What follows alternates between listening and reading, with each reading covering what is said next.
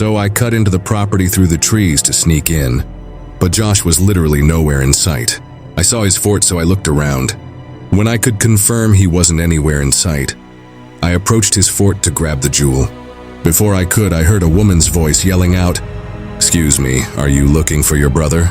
I turned in the direction it came from, and it was an older woman at the front door of the neighbor's house. I called back that we're playing a game. She responded with, "Your brother's in here." I was very confused. I started walking towards the front steps of the house, and as I got closer, the woman's face got clearer. To my 8-year-old mind, she looked a lot older than she probably was. When I got closer to the house, I noticed that one of the upstairs windows, there was someone looking out at me. For a second, I actually thought it was Josh. It was someone with half their face covered, presumably by a black bean, and the bottom part of their face covered under the bottom of the window. I also noticed another trail of footprints leading to the front door. They had to be Josh's. The woman was giving me a very creepy smile. I remember that feeling of my heart dropping for some reason. She waved me inside to come in and get out of the cold. I stopped dead in my tracks and screamed, "Josh!" but there was no response. The woman stopped smiling. She didn't expect me to do that. I also noticed that the other trail of footprints was doubled over. If it was Josh, his footprint turned around and headed back towards the woods. I then heard heavy footsteps from inside the house. They sounded like they were upstairs coming down. I started to run, and the woman screamed something at me or someone else that I didn't understand. I looked back once at the house, and that face that was upstairs at the window before was no longer there. I ran off the property back on the road, running through my previous footsteps. I started to hear my dad's whistling from up the hill, the he'd do to get my brother and I home at dinner time. When I made it back to our driveway, my dad and Josh were there already, having been on their way to get me. Before I could even try to explain what just happened, Josh was already telling me that there were people in the neighbor's house telling him to come inside. I said the same exact thing happened to me. So my dad went down there with some weapon in his hand. While we waited in the home with our mom, he came back after a long while and said that the front door was locked and no one was answering. So we went to another neighbor's house, and they knew the owners of the house and they called them. This part still gives me chills whenever my dad mentions what he was told. The owners of that house were not there that weekend. Nobody was supposed to be in the house. The cops were called and everything, and my brother and I did have to speak to one of the officers on scene to describe the woman. After that, we were no longer involved. According to my dad, the back door was unlocked and the house was investigated, which turned up nothing. For this reason, my parents took home any extra valuable things in fear of a break-in while we were gone. After that day, we steered clear of playing on that property, just from the creepiness factor of that memory alone. Thank God we didn't go in that house.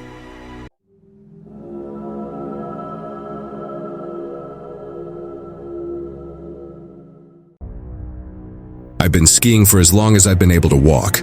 My parents used to ski competitively. That's actually how they met. So it was really important to them that my siblings and I learned as early as possible.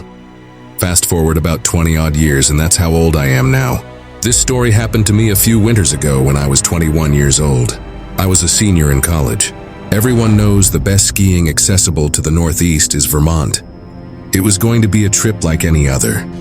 It was me, Jaden, Rylan, and Amir. I can't remember for the life of me what mountain we were skiing that trip, as Jaden had booked the whole thing and Rylan was driving. What I do remember was that it was massive, with 7 ski lifts covering all the different peaks. If I had to guess, it was Killington. We skied nearly 2 full days, and I'm sure there were still trails we missed. That's how big it was. It was the second day. After skiing the day before, we had a pretty good grasp on the trails we enjoyed. So this day would mostly be about testing ourselves and pushing the limits as per tradition. I'd also be lying if I said we didn't have a handful of fireball shooters to liven things up. We were having an extremely enjoyable trip. The double blacks never got boring, and racing down each slope was its own little game. We had maybe an hour left until the lifts closed. We were all exhausted, but we knew as soon as we hit the road to head home, we'd instantly miss the mountain again. We were contemplating how we would end the trip at the top of the lift, when 2 girls without their helmets made their way over to us. Now this might sound a little odd to some people, but I wouldn't be doing this story justice if I left out this detail. The girls, one brunette and one blonde, were dropped at gorgeous, and I don't say that in any type of strange way. They were just objectively two of the most beautiful women I'd ever seen in person. It was disarming. They introduced themselves as Taylor and Devin, and we started making small talk. They basically told us that they were bored because the mountain was full of older folk, which was actually something I'd remarked to my friends about the day before. So it made sense why they approached us, a group of young guys that seemed around their age. Devin seemed like a really seasoned skier, as she kept asking Amir all these technical questions about his skis. Him and Rylan actually owned their own expensive skis as opposed to renting like Jaden and I always did, which the girls seemed to be impressed with. Taylor made a comment about our shooters, and we jokingly told them that the alcohol unlocked our true ski potential or something dumb like that, which they found funny. To our surprise, Devin pulled out an unmarked bottle and taunted us, calling us bitches for sticking to a drink as tame as Fireball. The four of us welcomed the challenge and happily swigged some of their bottle, which I could tell sent Rylan a little over the edge. He tends to drink more than he could handle, so this wasn't too surprising. I made a note not to drink too much because something about this whole situation just rubbed me the wrong way. I still had trouble believing that these two girls would want anything to do with some dumb kids like us, especially since we were all wearing helmets, and our faces weren't exactly visible. Things were going really well, though. Amir was being his usual overly flirtatious self, but Taylor seemed like she was into it, so I didn't complain. I figured we were just going to spend the remainder of our time on the slope with these girls, which I didn't really mind too much. Hell, maybe they knew something we could do after the slopes closed. Just then, Devin asked us if we had skied down a trail called Devil's Forest, a name which I definitely didn't recognize. Our other friend, Chase, would have had the trail map memorized as he's literally a walking GPS, but he wasn't with us. We told them we hadn't, and they explained that it was a glade trail that's a little obscure and rarely open. For those who don't know, glades are basically trails that extend in between trees, so that you're skiing through a forest. We actually enjoyed skiing glades more than anything else, so this Devil's Forest trail piqued our interest. We told them we were game, and they motioned for us to follow them. We reached a choke point on our skis, and they told us to take them off, because we had to walk slightly uphill for a short while. I could tell we were in a relatively desolate part of the mountain, as the snow was perfectly fresh, and there was no one around. The thought of an adventure was invigorating though, so I thought nothing of it. Drunk and curious, we clipped our skis off and followed the girls up the mountain. Amir and Rylan ran ahead, presumably to flirt some more with them, and Jaden and I hung back a little bit to give some space. As we followed, I could tell Jaden looked a little wary, so I asked him what was on his mind. I like to think of us as the rational, level-headed ones in the group. Amira was too unpredictable and impulsive, and Rylan would follow a girl if she led him off a cliff. Jaden said that it was weird that this supposed trail would be inaccessible from a ski lift, which I agreed with. I had never had to walk uphill to reach a trail before. We agreed to just keep a keen eye on things. What could two girls? It was due to a group of 4 big guys anyway. They led us into the forest, and the terrain finally started leveling out. Jaden and I caught up with the group, and it was apparent that Rylan and Amir had both made considerable progress. Rylan had his arm around Devin, who was smiling and laughing. They pointed in the same direction we had been traveling, which had all of a sudden become a downward slope. I sighed, knowing this was another instance where we could have used Chase's help. He would have known exactly where we were and where this would have led. Jaden was still skeptical and asked the girls if they were sure that this was a real trail. They responded yes and told us that it would also take us right back to the lifts. Before I could say anything, Devin pulled the bottle out again and told us we had to finish it. Amir and Rylan happily took some hefty swigs, but when the bottle got around to Jaden, he said he was drunk enough. As soon as he spoke, I could have sworn Devin's smile became a really angry scowl for a split second, but by the time I blinked, she was smiling again. I must have been the only one to notice because I looked around at my friends and their expressions were all normal. She put on a seductive smile and batted her eyes at Jaden, asking him nicely, He reluctantly grabbed the bottle if just to shut her up. By the time it got to me, I put the bottle up to my mouth but didn't actually drink. Everything about this encounter was triggering alarm bells suddenly in my head. I handed the bottle back to Devin, who put it away.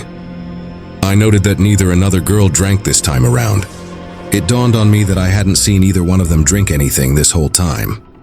I checked my phone half an hour until the lifts closed.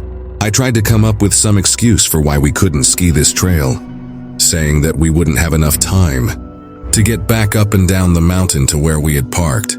The girls insisted that we'd have enough time and that the lifts were connected on the bottom anyway. Then, without warning, they told us that we were wasting too much time and took off toward the slope, telling us to follow them if we could.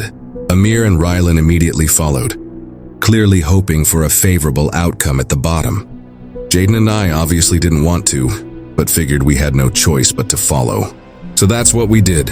I let Jaden lead the way because, after all, this was still a challenging-looking slope, and skiing in the forest is no joke. I'm not sure what I was expecting, but when we made it to the bottom, I was relieved. The four of them were at the bottom of the slope, laughing and flirting like they had been before. Jaden and I caught up with the group, but something was wrong. There wasn't a lift in sight. We were still surrounded by forest on all sides. I sternly asked the girls where the lift was, and they told me to stop worrying and that it was close by. Then they said they'd take us there in a few minutes. I relaxed a little, assuming that I was worried this whole time about nothing. As I was rubbing my eyes, I heard a distinct thump in the snow. I opened them to see Rylan, who was literally passed out on his back in the snow. The girls laughed, calling him a lightweight, but I could tell it was more serious than that. Before I could even react, Amir slumped over too, started freaking out, and I rushed over to them, unclipping my skis. I thanked my lucky stars that they seemed to be breathing normally, but I was beyond horrified. Jaden took a step towards the girls, asking them what the hell was going on. They seemed genuinely shocked, saying they have no idea what was wrong. Jaden took another step before he too passed out in the snow. I stared in shock, still trying to wrap my head around the gravity of the situation. I just couldn't fathom that this was happening to us.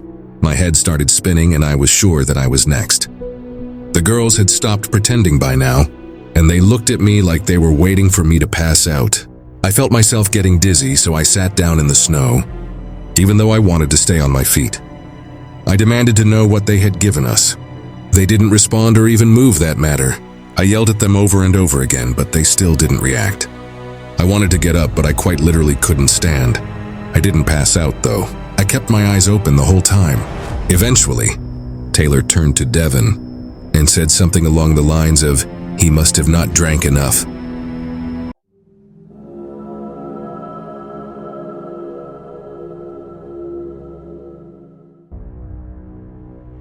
This is gonna sound a little weird, but bear with me.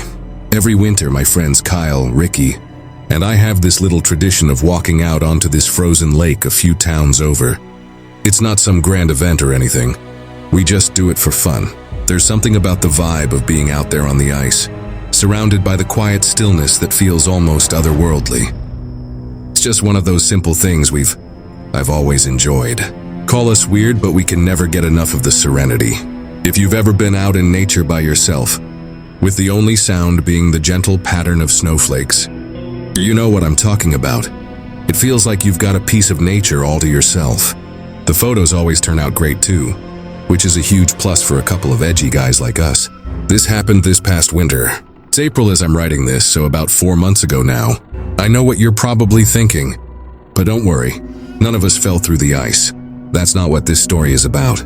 It was snowing pretty heavily that night, which was the main reason we decided to go. It had been consistently below freezing for a couple of weeks too, so we were relatively confident the lake was completely frozen over. I'd personally take winter over summer any day of the week. I bet all my friends would agree. There are about a million reasons why, but one of them is as simple as the snowfall itself. First of all, it's just pretty. What I like most about it, though, is that you'll never find yourself in complete darkness. Even after sunset, the world isn't entirely dark. The light reflecting off the white snow blends day and night. So you're left with this really surreal feeling that doesn't arise from anything else. The moon was also pretty full that night, So that feeling was amplified. Kyle was driving that night. He had a pickup that handled pretty well in the snow. So we just played it safe and let him drive, even though Ricky was usually the one who chauffeured us around. The lake itself is surrounded by a thin forest, so we couldn't actually drive all the way to the water's edge. I don't think forest is the right word. It's really just a cluster of sparsely scattered trees, but it's more than enough to prevent a car from driving through. We parked in a nearby lot and got out of the car. It was freezing out. The three of us bundled up and walked toward the lake. I didn't smoke at the time. I still don't, but Ricky and Kyle both do. So they lit a couple of cigarettes as we walked. I think it was after midnight, but I can't say for sure. All I remember is that there wasn't a soul out there. Not an animal, not a person. Nothing. No movement whatsoever besides the three of us. We reached the lake, and as we anticipated, it seemed completely frozen over. The three of us were laughing about something stupid when Kyle picked up a small boulder and chucked it onto the ice. Testing its integrity, it didn't even crack. So we took that as an indication to make our way towards the middle of the lake. We obviously didn't go super far on the ice. That would have been careless, but we did venture a decent ways away from the ledge. We were maybe 100 feet beat out when something caught our attention. On the far side of the lake, near the edge where the trees bordered the ice, something big and dark was moving. We stopped talking immediately. We just stopped in our tracks watching. Whatever it was large, hunched over and moving slowly toward the lake. Finally, we realized what we were looking at. It was a bear. Ricky was the first to say something. He whispered, "Is that a bear?" as quietly as he could. I didn't answer. My heart was already racing. If it was a bear, the last thing we wanted to do is draw its attention.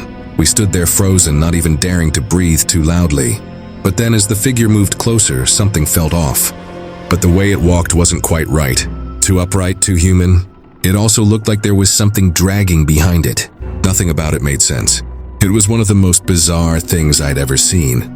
And that's when it straightened up completely, and we realized the truth all at once. It wasn't a bear. It was a person wearing some bear suit. Kyle said, "What the hell?" in a low voice, and I was thinking the same exact thing.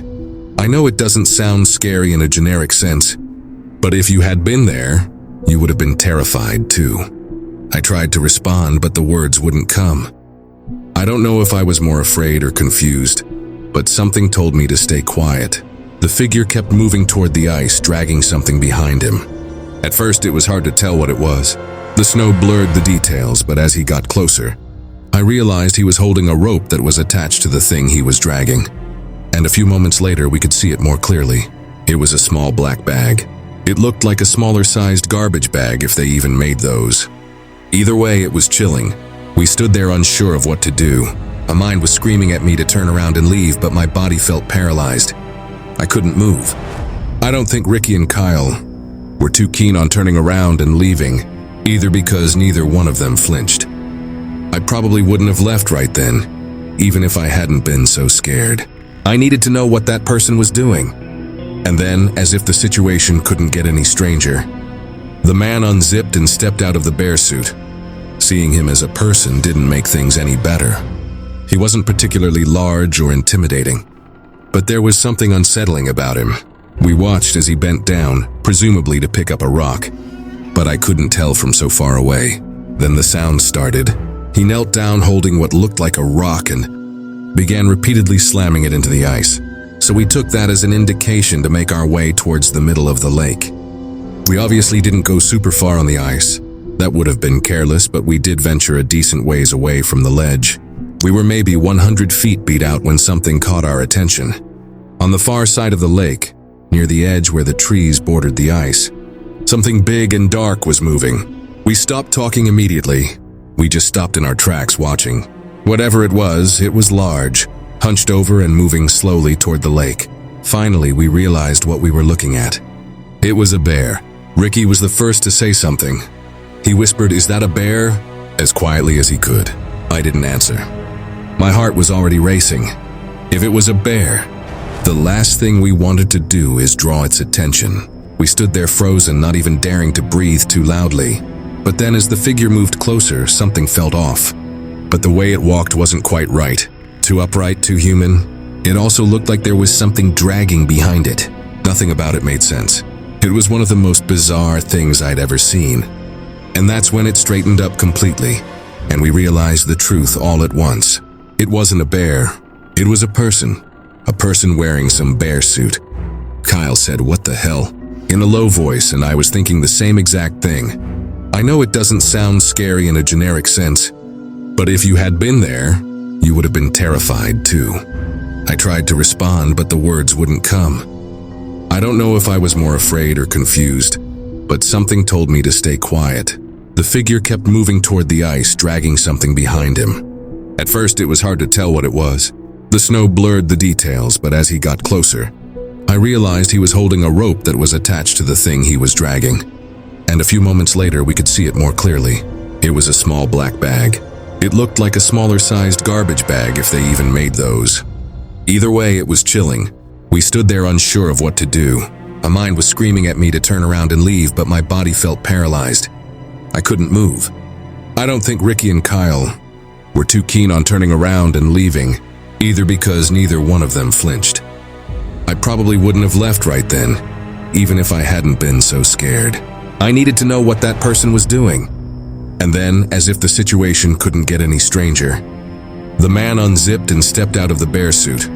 Seeing him as a person didn't make things any better. He wasn't particularly large or intimidating, but there was something unsettling about him. We watched as he bent down, presumably to pick up a rock, but I couldn't tell from so far away. Then the sound started. He knelt down holding what looked like a rock and began repeatedly slamming it into the ice.